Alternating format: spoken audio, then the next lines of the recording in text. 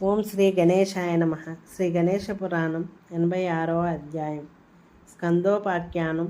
ఓ మునీంద్ర, అలా ఆ నందనయైన పార్వతి గంగా తీరానికి వెంటనే చేరుకున్నది.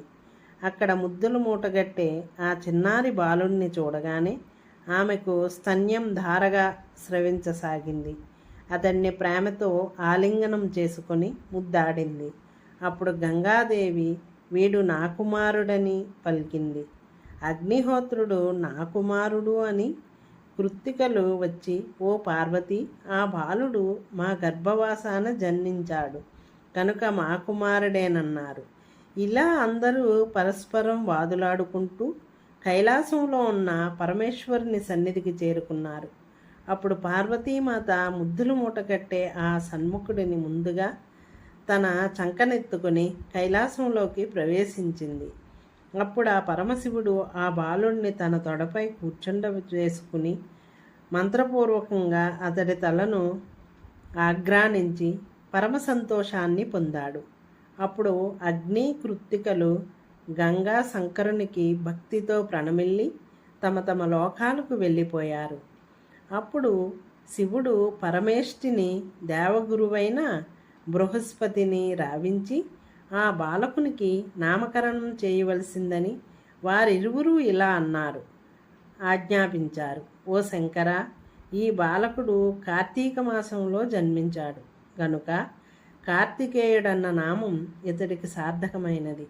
పార్వతీనందనుడని శరద్వీపమున రెల్లు దుబ్బుల మొదట్లో జన్మించాడు గనుక సరజన్ముడని, కృత్తికల వలన జన్మించాడు కనుక కార్తికేయుడని, ఆర్గురు తల్లుల బిడ్డడవటం చేత షాన్మాతురుడని పిలువబడతాడు. అంతేకాదు, ఈతని వల్లనే తారకాసురుడు వధించబడతాడు. ఓ శంకర, అందుచేత తారక్చిత్తని, 6 ముఖాలుండటం చేత షడాననుడని, దేవసేనలకు అధ్యక్షుడు కాగలడు గనుక సేనానీయని, నీ రేతస్సు 3 సార్లు స్కన్నమవటం, మార్పు చెందటం, స్థానానంతరం చెందటం చేత స్కందుడని పిలువబడతాడు. ఇలా వారు ముగ్గురు సంభాషించుకుంటుండగా ఇంద్రాది దేవతలు అక్కడికి వచ్చి ఆ దివ్య బాలకుడిని చూసి పరమానందభరితులై అతన్ని పూజించి స్తుతించారు. దివ్య పరిమళాలు సర్వత్రా వ్యాపించాయి. దేవదుందుభులు మారుమ్రోగాయి.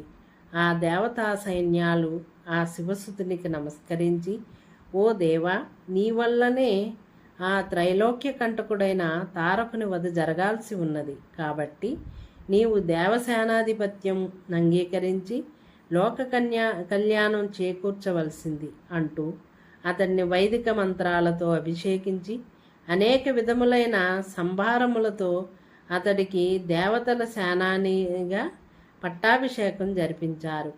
ఆ తరువాత దేవతలు అనుజ్ఞను గైకొని తమ తమ నెలవులకు వెళ్ళిపోయారు. అప్పుడు ఋషులు యథాపూర్వకంగా తన తపశ్చర్యను కొనసాగించారు. సేనాధ్యక్షుడు సమర్థుడై ఉండగా మనకేమి కొదవా అనుకుని నిర్భయంగా తమ కార్యములు నెరవేర్చుకోసాగారు. ఆ సన్ముఖుడు కూడా శుక్లపక్ష చంద్రునిలా దినదిన ప్రవర్ధమానుడవసాగాడు. ఒకనాడు తన బాల్య చాపల్యంతో చంద్రుణ్ణి పట్టుకుందామని అంతరిక్షంలోకి ఎగిరాడు. అప్పుడు బ్రహ్మ, నాయనా, ఇటువంటి సాహస కృత్యాలు ఎన్నడూ చేయకు అంటూ వారించాడు. ఇలా ఆ గాంగేయుడు బుద్ధి విషయంలో బృహస్పతిని, శక్తి విషయంలో ఇంద్రుణ్ణి మించిపోయాడు. ఇలా ఉండగా ఒకనాడు ఆ స్కందుడు పార్వతీ సమేతుడై ఉన్న పరమేశ్వరుని సన్నిధికి వెళ్ళి సర్వకార్య సిద్ధి కోరి వారికి వినయంగా నమస్కరించాడు. ఆ తరువాత శంకరునితో ఇలా తన అభీష్టాన్ని తెలిపాడు. ఓ తండ్రి, ఇంతవరకు మీ నుండి అనేక కథలను విన్నాను. త్రైలోక్య గురువైన మీ వలన ఎన్ని విన్నా తృప్తి కలగటం లేదు. కనుక నాకు సర్వకార్య సిద్ధి నిచ్చేటటువంటి పుత్ర, ధన, సంపదలను వృద్ధి కలుగు చేసేటటువంటి సర్వపాపహరమైన త్రివర్గప్రదమైన మోక్షార్థులకు మోక్షప్రదమైన శత్రువులపై జయాన్ని ప్రసాదించేటటువంటి ఉత్తమమైన వ్రతాన్నొక దానిని ఉపదేశించవలసింది. ఈ మాటలకు శంకరుడు ఎంతో సంతోషించి, కుమార, నీవడిగిన ప్రశ్న ఎంతో సమంజసమైనది, లోకోపకరమైనట్టిది. నీవు అడిగిన ఈ వ్రతము మానవులకు సర్వసిద్ధులను అనుగ్రహించగలగలట్టిది. అంతేకాదు సమస్త సంకటములను హరింపగలది. అలక్ష్మి నాశకరము, పాపక్షయకరము, పుత్ర పౌత్రాద్యాభివృద్ధికరము. ఇది ఘననాథునికి పరమ సంతోషకరమైనట్టిది. ఎవరైతే ఈ వ్రతాన్ని శ్రద్ధాభక్తులతో అనుష్ఠిస్తారో అట్టి వారు త్రైలోక్య పూజ్యులవుతారు. వారికి త్రిమూర్తులకు ఉన్నట్టి సృష్టి స్థితి లయములు చేయగల కార్య సామర్థ్యం లభిస్తుంది. అట్టి వారు అమితమైన పరాక్రమోపేతులై శత్రువుల గుండెల్లో నిద్రిస్తారు. అంతేకాదు అట్టి వారిని దర్శించినంత మాత్రాన్నే సమస్త పాపాలు నశిస్తాయి. ఓ స్కంద, దీనికి వరద గణపతి వ్రతమని పేరు. దీనికి సాటి అయిన వ్రతం మరొకటి లేదు అన్నాడు. అప్పుడు ఆ కుమారస్వామి తిరిగి, ఓ దేవా, ఇంతటి అమోఘమైన ఈ వ్రతమహాత్యమును గురించి విస్తరించి తెలుపవలసింది.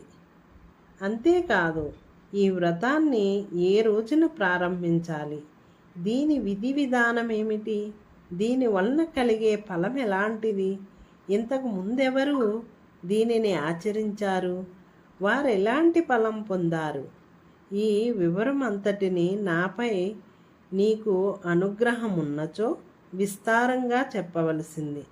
సర్వలోకములకు ఉపకారం జరిగేలా ఈ వ్రత ప్రసిద్ధి కోసం విధానమంతా చక్కగా వివరించగోరుతాను అంటూ శంకరుణ్ణి ప్రార్థించాడు.